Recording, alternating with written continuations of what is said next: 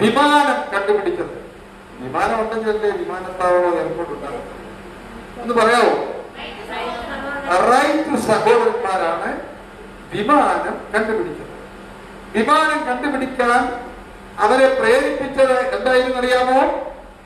ജീവനുള്ള ദൈവത്തിന്റെ വചനം, വിശുദ്ധ ബൈബിൾ വായനയിലൂടെയാണ് അവർ വിമാനം കണ്ടുപിടിക്കാനുള്ള ആ രഹസ്യം മനസ്സിലാക്കിയത്. അങ്ങനെ റൈറ്റ് സഹോദരന്മാർ ആ രഹസ്യം മനസ്സിലാക്കി. ഈ ലോകത്തിൽ നടന്ന എല്ലാ അത്ഭുതങ്ങളും, കരണ്ട് കണ്ടുപിടിച്ചതുൾപ്പെടെയുള്ള സംഭവങ്ങളെല്ലാം ബൈബിളിൽ നിന്നാണ് ഈ അത്ഭുതങ്ങൾ മുഴുവൻ ഉണ്ടായത്.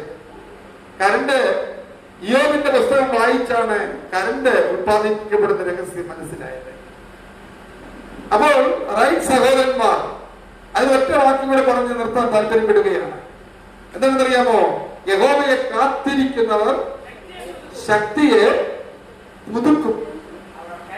അവർ കഴുകന്മാരെ പോലെ ചിറകടിച്ച് ചിറകടിച്ച് ചിറകടിച്ച് മുകളിലേക്ക് ഉയരങ്ങളിലേക്ക് ഉയരും. അവർ ക്ഷീണിച്ചു പോകാതെ ഓടുകയും തളരാതെ യാത്ര ചെയ്യുകയും ചെയ്യും. ഈ വാക്യങ്ങളാണ് ഈ റൈറ്റ് സഹോദരന്മാരെ വിമാനം കണ്ടുപിടിക്കാൻ പ്രേരിപ്പിച്ചത്. ഇന്ന് നമ്മുടെ നാട്ടിൽ ഏറ്റവും വലിയ ചർച്ചയായിരിക്കുന്ന വിമാനത്താവളം ഈ നാട്ടിൽ വരുവാൻ, നമ്മുടെ പത്തനംതിട്ടയിൽ വരുവാൻ ആദ്യം ശ്രമിച്ച നമ്മുടെ പ്രിയങ്കരനായ രാജു എബ്രഹാം MLA ഗവൺമെന്റിനെ അറിയിച്ച അദ്ദേഹം ധന്യവാദം.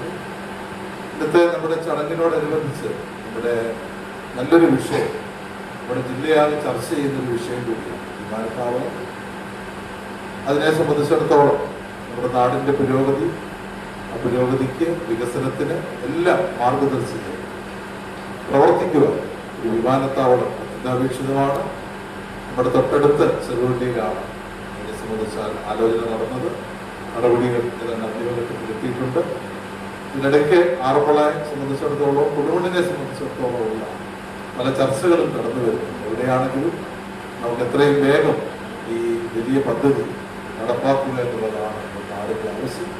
അത്തരത്തിലൊരു നല്ല ആശയം രൂപപ്പെടുക ഇന്നത്തെ ചടങ്ങ് ഇടയാകട്ടെ എന്ന് ആശംസിക്കുന്നു. വേൾഡ് ക്രിസ്ത്യൻ ഫോറം ആ ഫോറത്തിന്റെ ഈ ചടങ്ങിനെ പ്രത്യേകമായി അഭിനന്ദിച്ചുകൊണ്ട് നമ്മുടെ ഈ ചടങ്ങ് ഉദ്ഘാടനം ചെയ്തതായി അറിയിക്കുന്നു. ഞാൻ പറഞ്ഞിട്ടുള്ളതെല്ലാം വന്നിട്ടുണ്ട്. കാരണം ഇന്നത്തെ മുഖ്യമന്ത്രി 20 വർഷങ്ങൾക്ക് മുമ്പ് തിരുവനന്തപുരത്ത് ഒരു ഉദ്ഘാടനത്തിന് നോക്കി ഞാൻ അത് പ്രാർത്ഥിച്ചു നോക്കി. അവരുടെ കണ്ണു നോക്കി പറഞ്ഞു, ഈ കേരളത്തിലെ മുഖ്യമന്ത്രി ഇതിങ്ങനെ. അങ്ങനെ ഒരു ദൈവാനുഗ്രഹം എനിക്കുണ്ട്. അത് ഞാൻ പറഞ്ഞത് ഈ മേഴ്സി ഹോമി വെച്ചാണ്. നിങ്ങളെല്ലാവരും പ്രാർത്ഥിക്കുന്നവരാണോ? പ്രാർത്ഥിക്കുന്നവർക്ക് കൈവർത്തി. അപ്പം നമ്മുടെ പ്രിയങ്കരനായിരുന്ന MLA MP ആരാണോ പ്രാർത്ഥിക്കുന്നു? ദൈവം എളിയവരുടെ പ്രാർത്ഥന നമ്മുടെ സിസ്റ്ററെ കുറിച്ച് എനിക്ക് ഒരു